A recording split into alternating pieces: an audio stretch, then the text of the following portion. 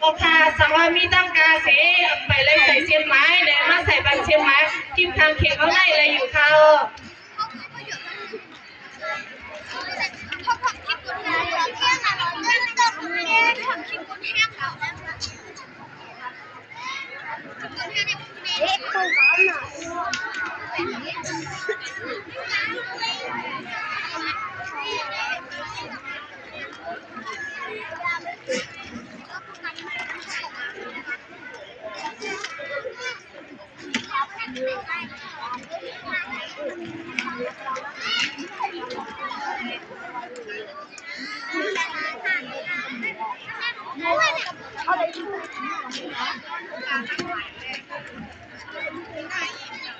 สังว่าตั้งกาหักเหมือนกันแน่เย้าโบ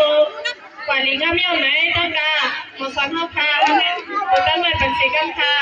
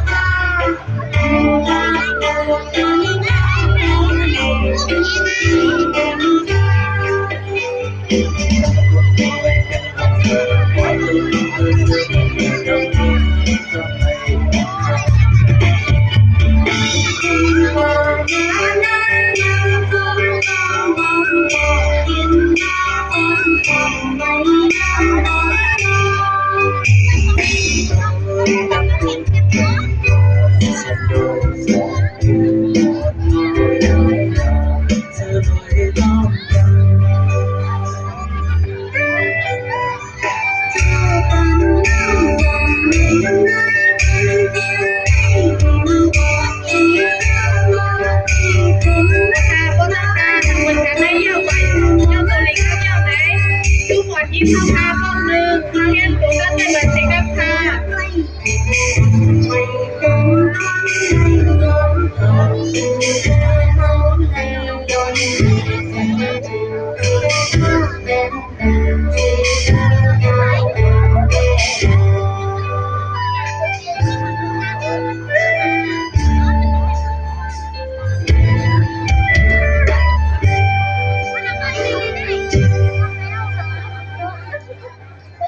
ยิ่งจมถึงตั้งการโรงเรียนเราค่ะห้องเหมือนกันได้อยู่เขา